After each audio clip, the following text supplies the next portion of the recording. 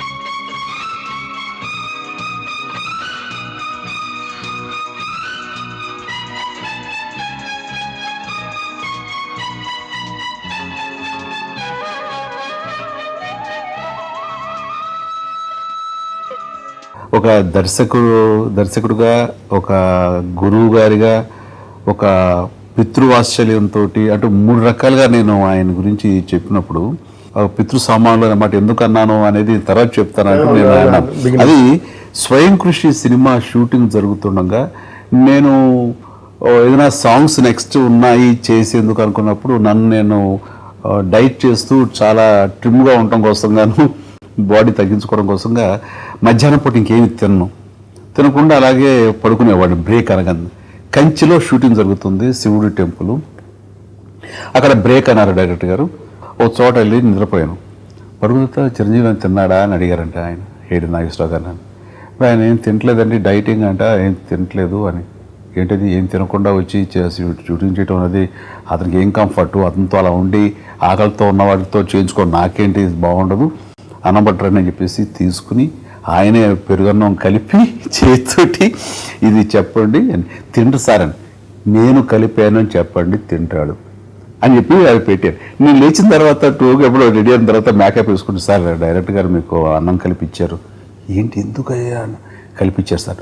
ఆయన కలిపిచ్చారా? అవును ఆయనే కలిపించి, నేనే కలిపించాను తినమను అనేసరికి ఒక్కసారిగా నాకు ఒక కళ్ళు చెమర్చిని. అంత కన్సర్న్ ఏంటి? ఇప్పుడు ఎవరైనా సరే తినమని అన్నం పెడతారు, తినమని అడుగుతారు, బలన్నం పెడతారు, తినదాకా నేను షూటింగ్ ఇవన్నీ ఉండొచ్చు, అంత కన్సర్న్ అవ్వడు.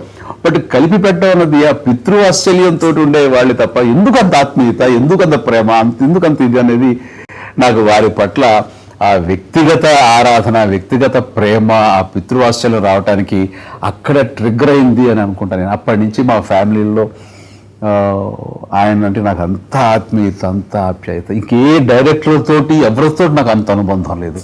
వేరు వేరు స్థాయిలో ఉంటాయి తప్ప ఈ స్థాయిలో నాకు మరొకటితో లేదు, ఆయనతోటే ఉంది. అదొక శివుడు ప్రాంగణంలో శివుడు కల్పించినటువంటి ఒక మహాప్రసాదం తిన్నాను. అద్భుతం, అద్భుతం. కె.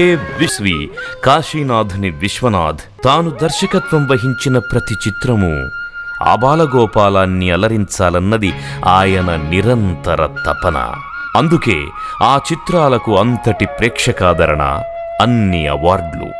దర్శకుల్లో హిమ శిఖరంగా ఎదిగిన కాశీనాథుని విశ్వనాథుడు తెలుగు సినీ రంగానికి జాతీయ స్థాయిలో అవార్డుల కొరతను తీర్చిన ఘనాపాటి. 1966లో అన్నపూర్ణ పిక్చర్స్ బ్యానర్పై నిర్మించిన ఆత్మగౌరవం చిత్రానికి రాష్ట్ర ప్రభుత్వ కాంస్యనంది అవార్డు వచ్చింది. ఆ తరువాత చెల్లెలి కాపురం 1971, కాలం మారింది 1972, శారద 1973, జీవన జ్యోతి 1975, శంకరాభరణం 1979, స్వాతిముత్యం 1986, శృతి లయలు 1987, స్వర్ణ కమలం 1988లో ఉత్తమ చిత్రాలుగా బంగారు నంది అవార్డులను కైవసం చేసుకోవడంతో పాటు అనేక వ్యక్తిగత అవార్డులను సైతం అందుకున్నాయి. ఓ సీత కథ చిత్రం వెండి నందిని, సాగర సంగమం, సూత్రధారులు, ఆపద్బాంధవుడు చిత్రాలు కాంస్యనందుల్ని కైవసం చేసుకున్నాయి. స్వాతి కిరణం ఉత్తమ కుటుంబ కథా చిత్రంగా 1992వ సంవత్సరానికి గాను ఎన్నికై బంగారు నందిని అందుకుంది. జాతీయ స్థాయిలో జాతీయ సమగ్రతను ప్రబోధించిన ఉత్తమ చిత్రంగా 1982వ సంవత్సరంలో సప్తపది చిత్రం నర్గిస్ ద జాతీయ అవార్డును అందుకుంది.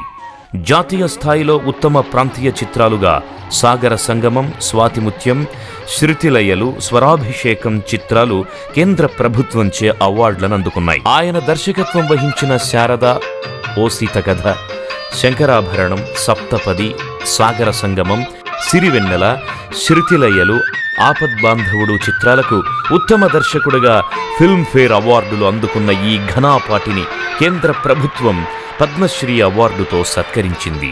మూవీ ఆర్టిస్ట్ అసోసియేషన్ నుండి లైఫ్ టైమ్ అచీవ్మెంట్ అవార్డును అందుకున్న ఈ సినీ భీష్ముడికి గౌరవ డాక్టరేట్ సైతం లభించింది. తెలుగుదనాన్ని, సంస్కృతిని పరిఢవిల్లజేసే అజరామరమైన చిత్రాలను ఎన్నెన్నో నిర్మించిన ఈ దిగ్దర్శకుడిని రాష్ట్ర ప్రభుత్వం ప్రతి ఏటా నంది అవార్డుల సందర్భంగా అత్యంత ప్రతిష్టాత్మకంగా అందించే రఘుపతి వెంకయ్య అవార్డుకి 1991వ సంవత్సరానికి గాను ఎంపిక చేసి ఘనంగా సత్కరించింది. అసలు యాక్చువల్గా ఒక సినిమా, మీరు ఆ సినిమా పేరు కూడా వినుండరు కానీ ఒక ఫైట్ వచ్చింది దాంట్లో డివిఎస్ రాజు గారి సినిమాలో. ఆ ఫైట్ వరకు నేను షూట్ చేసేసి అది మన కేఎస్ఆర్ దాస్ గొప్ప చెప్పేశాను, నాయన ఈ ఫైట్ నువ్వు తీసే, నాకు చేత కాదు, నాకు తెలియదు. అక్కడి నుంచి అతను టేక్ ఓవర్ చేశాడు. ఇది హిస్టరీలో గమ్మత్, అదొక గమ్మత్ అయిన, నా జీవితంలో అదొక గమ్మత్ అయిన మలుపు.